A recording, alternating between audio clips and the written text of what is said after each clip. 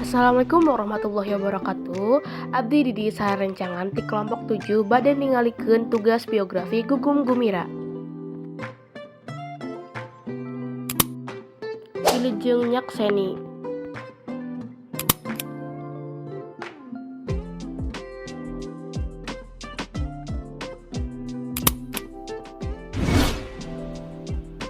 Gugum Gumira dibabarkeun di Bandung, Jawa Barat tanggal 4 April 1845. Anjeunna sakola di SD jeung SMA di Bandung nepi ka neraskeun kuliahna jurusan Politik Sosial di Universitas Pajajaran tapi teu tamat.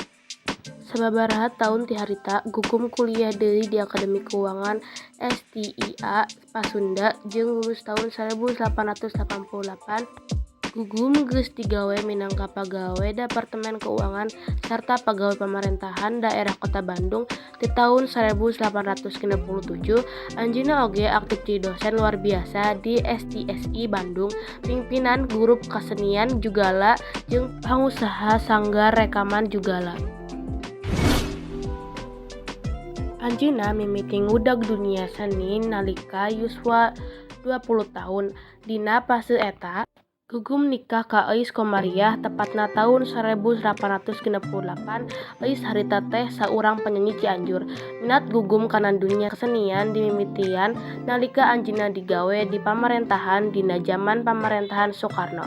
Dicutat tina buku Naon Urang Sunda, Gugum pernah digawe jadi tukang pajeg di Dinas Pendapatan Daerah Kota Bandung. Dimimitian ti pagawe honorer, Gugum tuluy diangkat jadi PNS atawa ayeuna katelah ASN.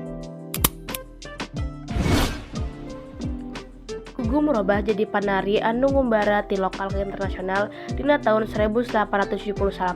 Anjeunna pernah mawajahi pongan ka Hong Kong. Salian ti aktif dina kesenian, Gugum oge jadi manajer Persib di tahun 2001 nepi ka 2003. Tahun 2000-an nepi ka 2010-an Gugum masih aktif dina kesenian.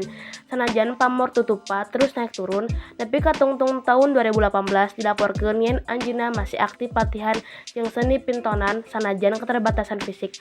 Sarta anjeunna mimiti nalang syarat ti geuringna. Gugum Gumira pupus di RS Santosa Bandung tanggal 4 Januari 2020 alatan penyakit anu dideritana. Tarian rakyat di Jawa Barat baheula Kaler Subang jeung Karawang di tahun 1870. Karya tari Jaipong anu dipindangkeun ku Gugum diantaranana Kasar Bojong, Rending Bojong, Toka-toka, Sonteng, Selat Salihara, Sapabulan. Hatur nuhun sadayana.